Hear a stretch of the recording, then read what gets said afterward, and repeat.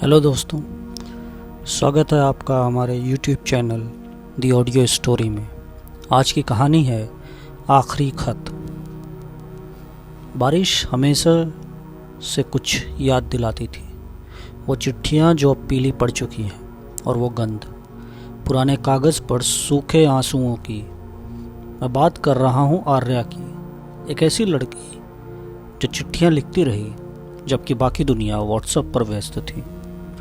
आर्य का छोटा सा घर था। शहर के आखिरी छोर पर खिड़की से दिखते थे नीम के पेड़, और बरामदे में रखा था एक पुराना झूला। वो हर शाम वहाँ बैठती थी, चाय का प्याला हाथ में और गोद में वही मोटी सी डायरी जिसके पन्ने वक्त से भी ज़्यादा कहानियाँ जानते थे। उस डायरी में लिखी थी सैकड़ों चिट्ठियाँ, सब कवि के नाम। कवि उसका कॉलेज का साथी, जो उसकी हर कविता में था, हर अधूरी पंक्ति में था, और हर खामोशी के पीछे की वजह भी था। दोनों साथ पढ़ते थे। थिएटर ग्रुप में कवि मंच पर गूंजता था और आर्या पर्दे के पीछे बैठकर उसके संवादों को याद करती थी।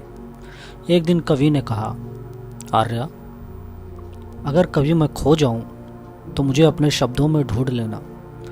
और आर्या ने उसे दिल से लिखना शुरू किया। हर सुबह एक चिट्ठी, हर रात एक जवाब, जो कभी आया ही नहीं। वक्त बीता।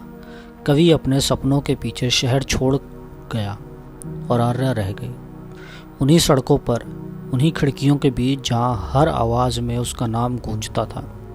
लोगों ने कहा, वो पागल है जो चिट्ठियाँ ऐसे लिखती है मानो कोई पढ़ रहा हो।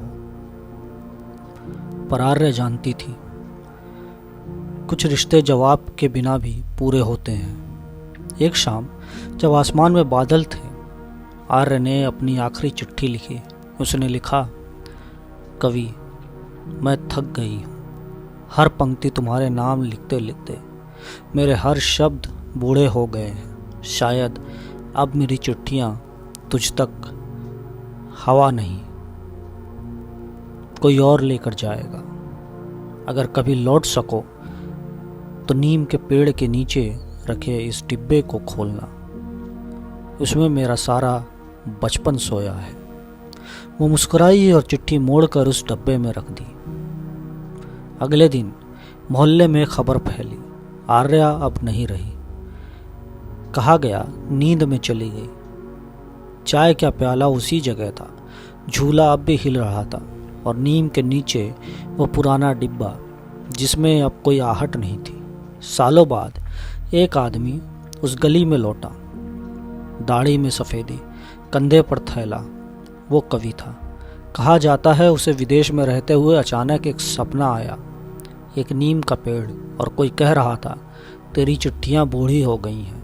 वो दौड़ता हुआ आया, उसी घर, उसी बरामदे तक, नीम के नीचे झुका और मिट्टी में आधा दबा डब्बा निकाला। अंदर सैकड़ों चिट्ठियाँ थीं। हर चिट्ठी पर लिखा था मेरे कवि का नाम। उसने पहली चिट्ठी खोली और पढ़ना शुरू किया। शब्द हिल रहे थे, जैसे हवा में किसी की सांस हो। पहली चिट्ठी में लिखा था, मैं जानती हूँ तू लौटेगा, जब पत्ते झरेंगे, जब बारिश थमेगी, और जब शब्द अपने घर लौटेंगे। कवि ने चिट्ठी सीने में लगाई। आंखों से एक आंसू गिरा जो मिट्टी में खो गया, ठीक वैसे ही जैसे आर्या उसके शब्दों में खो गई थी। उस दिन कवि ने पहली बार कोई कविता नहीं लिखी।